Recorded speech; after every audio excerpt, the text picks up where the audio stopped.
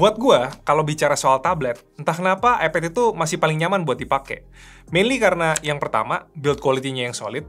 Yang kedua, aspect ratio yang menurut gua paling pas untuk sebuah tablet. Terus ketiga, OS-nya yang berasa fluid, ada fitur-fitur ekosistem, dan juga software support-nya yang panjang. Dan keempat, dia tuh punya aksesoris resmi kayak stylus dan keyboard yang kualitasnya bagus. Terus kayaknya emang lebih banyak nggak sih aplikasi yang dibikin optimize buat tablet di iPad ketimbang di sisinya Android? Walaupun gue nggak yakin juga ya, apakah statement itu masih valid sampai sekarang. Anyway, hal-hal inilah yang bikin gue tuh tiap kali mau nyobain tablet Android, itu selalu ngebandingin dengan menilai seberapa dekat mereka bisa ngasih experience kayak iPad. Dan di Xiaomi Pad 7 Pro ini, menurut gue ada 2 poin penting yang bikin tablet ini makin deket buat jadi pilihan default buat orang-orang yang kepengen Android rasa iPad. Ayo gue jelasin sambil bahas overview tabletnya. Unboxing singkat aja, di dalam boxnya kita bakalan dapet Xiaomi Pad 7 Pro, charger 67 watt, dan kabel USB Type-A to Type-C. Terus ada juga keyboard cover, dan stylusnya yang dinamain Focus Pen yang dijual terpisah.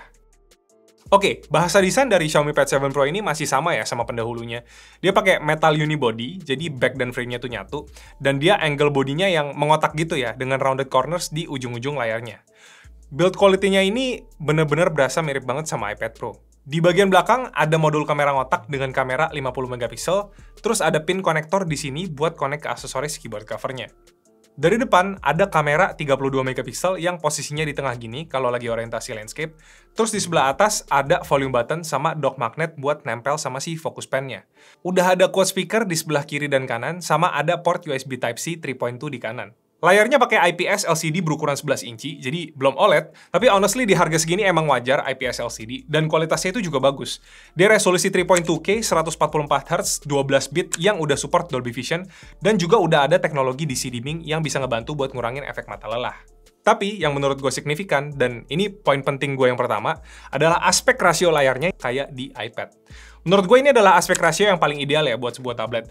Karena kalau lagi di posisi landscape, dia tuh layarnya punya vertical space yang lebih tinggi dan pas buat dipakai kerja kayak ngetik-ngetik dokumen ataupun browsing. Dan juga kalau lagi dipegang di posisi portrait, dia itu feelingnya pas, nggak berasa kayak lagi megang device yang lonjong atas bawah gitu.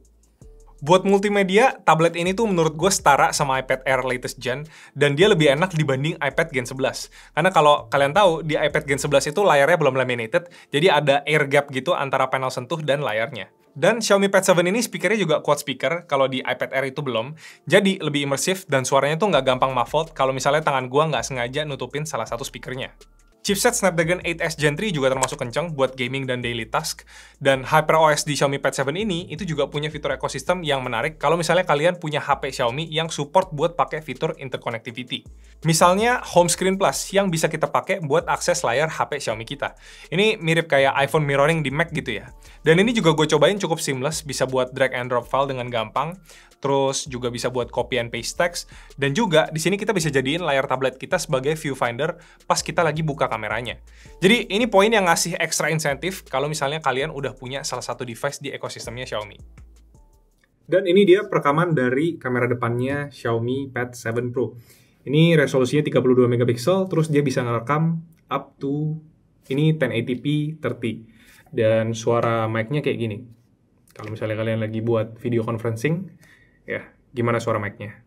Aksesoris pendukungnya itu juga jadi nilai penting buat sebuah tablet. Dan di Xiaomi Pad 7 ini, itu ada stylus yang dinamain Xiaomi Focus Pen. Nge-charge-nya tinggal ditempel di sisi tabletnya ini, latency-nya rendah, terus ada pressure sensitivity, terus ada beberapa fitur juga dari tombol-tombolnya ini. Kayak kalau misalnya kalian tahan tombol yang ini, itu dia bisa jadi pointer dari jarak jauh.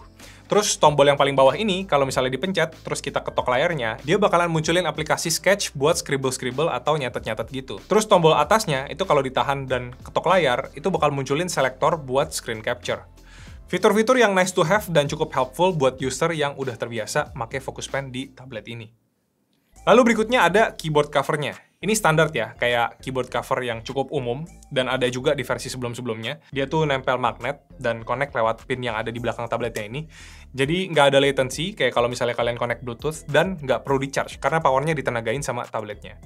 Keyboardnya masih belum backlit, satu-satunya lampu yang ada tuh di indikator caps lock-nya aja. Tapi layoutnya nyaman, ukuran keycap dan spacingnya tuh oke, dan key travelnya juga nyaman buat ngetik-ngetik. Bahan dalam dan luarnya kayak soft touch gitu ya, bermotif leather, yang feel-nya itu quite nice. Tapi, yang menarik, selain keyboard cover ini, Xiaomi juga ngeluncurin keyboard cover ala-ala floating kayak di Apple Magic Keyboard, yang mereka namain Focus Keyboard.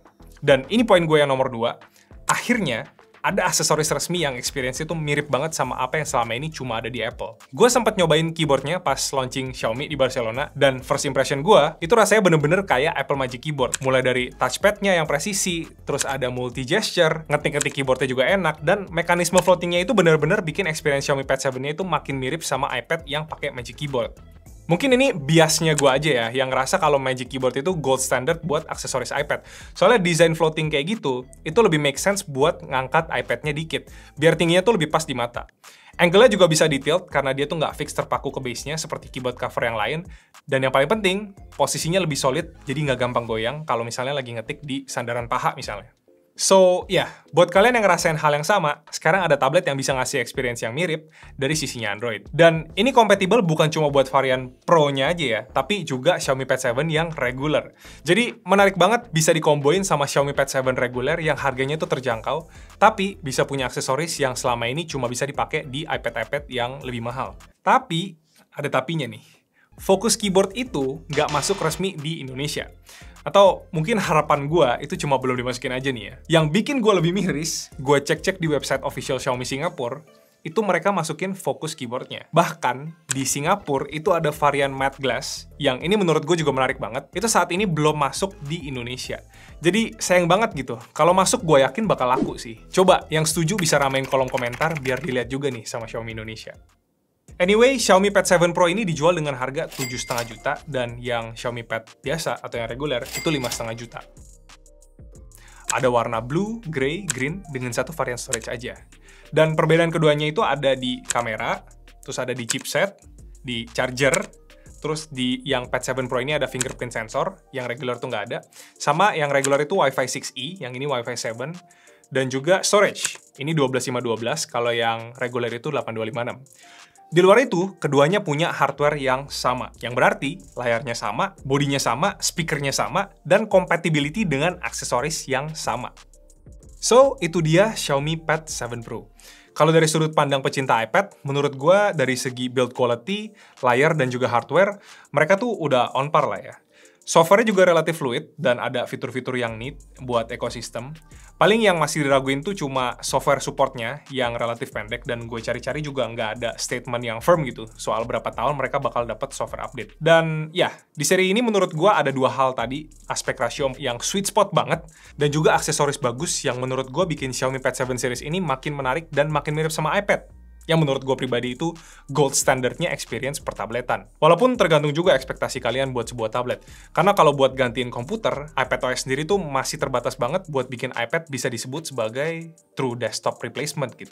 Tapi buat tablet sebagai media consumption dan juga ngelakuin hal-hal yang standar untuk kebanyakan tablet pada umumnya, menurut gue Xiaomi Pad 7 Pro ini pilihan yang paling cocok buat yang pengen punya tablet Android rasa iPad.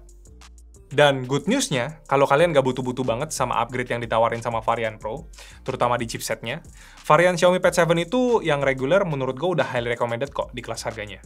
Anyway, segitu dulu aja guys pembahasan gue buat Xiaomi Pad 7 series.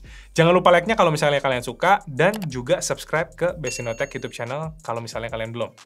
Nama gue Edwin, thank you guys for watching, I'll see you guys in our next video.